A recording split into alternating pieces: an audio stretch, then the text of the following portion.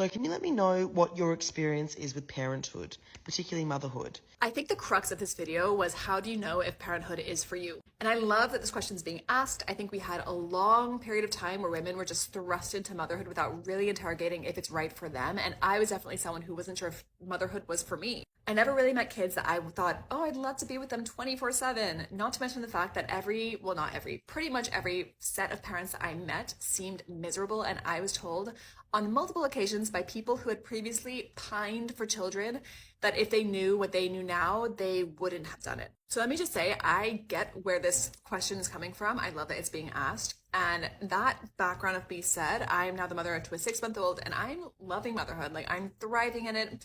And to be honest, I think it's because before I chose to become a parent, I did an exercise that I recommend everyone do before they become a parent. And this exercise was, I really looked at the parents in my life and I tried to look at who was the happiest and who seemed the most miserable and what were the patterns and trends in those two scenarios, and how did that then reflect on my life and what route I'd be more likely to go down. This is going to look different for everyone, but two things that I found as a pattern within at least my community and friend group was, one, expectations of motherhood, and two, help. So starting with expectations of motherhood, I found that the people who had been most romantic about motherhood and most excited about it tended to have their expectations bashed because they had such a dream of it being like rainbows and butterflies, and actually it's not that. And don't get me wrong, there's a lot of beautiful things about motherhood, but I think having your expectation at 100 means that when it's 70 or 65, you're disappointed. Whereas if you look at me, for example, I had such low expectations of motherhood. I was trying to be so realistic about it.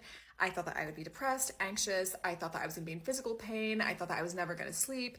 I thought all of these things. And so I really made an effort to do everything I could in my power to make especially my foray into motherhood, as smooth as possible. I probably went over the top with it because I just wanted to give myself so much grace. And having had my expectations be so low, which sounds really bad, but actually it worked out really nicely because I am so happy because it's not as bad as I thought it would be. So by thinking it was going to be the absolute worst, even though it's hard, it's not as hard as I thought it would be. And I say that reluctantly too, because I also need to caveat that, one, I'm a stay-at-home mom, so my husband and I are very lucky that we got to make the choice to have me stay home with my son. I'm not working. I think maybe I'd feel differently if I was working, so take everything I'm saying with that pinch of salt. And second of all, my son is 6 months old, so I'm clearly at the beginning of my journey. But that said, I feel like children are just constantly changing. So whether you have a 6-month-old or a 5-year-old, like, yes, with a 5-year-old, you're more experienced, but if it's your first 5-year-old, like, that 5-year-old in 6 months is going to be very different, or in a year is going to be very different to how they were when they were 5, if you see what I mean. Like, kids are always changing. So anyway, caveats aside, let's move on to point 2. So the second thing that I found consistent among my friend group that was one of the determining factors, I think, around their happiness was how much help they had. And I see there as being kind of two subcategories under that. There's paid help and family help. So my friends who could afford to have a nanny and a chef and a cleaner, which, like, we cannot, but those people seem to be thriving because they could have their date nights, each parent could have their own lives. Like, they seemed happy. And in the same breath, my friends who had family in the area also seemed like better set up than those who were completely isolated, because if they needed any support or any help, they could call their parents or their whoever to come and help them.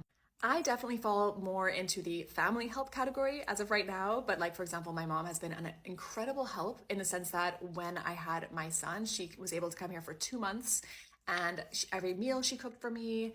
At night, she would help me if I needed it. Like, she was just such a resource and such a kind of strength for my husband and I, especially in those first few months. We're also in the position where if my husband needs to travel for a week or something, my mom can come and stay with me to help me if I need it. And I know I'm super privileged. I know I'm so lucky to have a mom who's able to do that. But the reality is that I think that is a huge factor in me finding motherhood, or at least finding my rhythm with motherhood so quickly and enjoying it. I also have my in-laws who live in the city, so I have a lot of help if I need it, which is amazing. And when I look at friends who maybe live in the area, but they don't have any family nearby and they can't afford help, or they're struggling to afford help, you can see that strain. And I think that makes it less enjoyable because there's that kind of added pressure of, like, trying to find time for yourself, but trying to support your kid, but needing to afford your rent and, like, all those other things that play into it. Not to say that it can't be done. Again, like, if someone's doing this and is happy, like, that's amazing. I'm just sharing what I've seen. And I'm super nervous sharing it because I think that it's such a sensitive topic, but I think, yeah, this is just what I've seen. The final thing that I would add, actually, now that I'm in motherhood, is sleep is very, very, very important, which I expected it to be when I was pregnant, which is why I read like 4 books on baby sleep. And I wanted to make sure that I got my sleep and that my baby got his sleep, because I knew that if he was sleep deprived, he'd be more fussy. If I was sleep deprived, I wouldn't be able to show up as well as I could. But like, my son has already napped for an hour and a half today.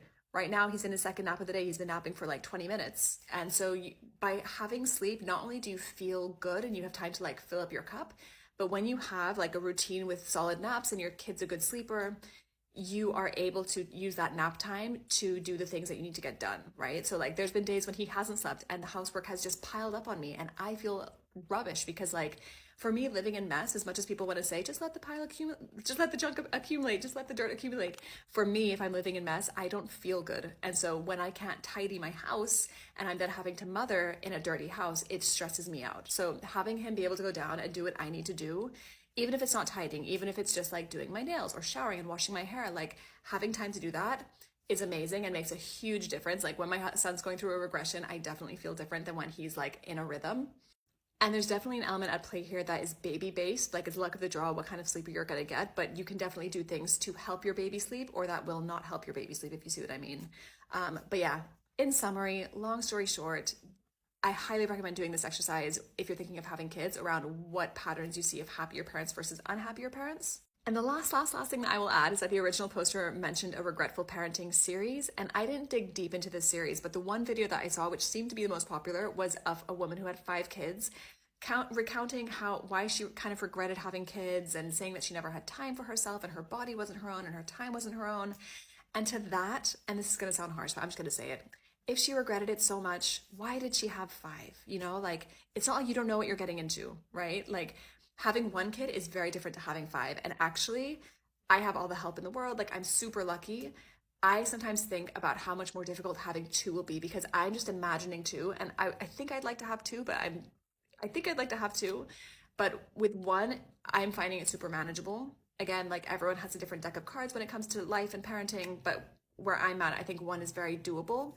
2, I could definitely see being more difficult. 5, I can't imagine. And so I would just say, like, if you're thinking of having kids, don't listen to the person with 5 kids, because if you're wondering if kids are for you, you're probably not going to have 5. So take that experience with a pinch of salt, just as you can take mine with a pinch of salt, right? Like, everyone's situation is different.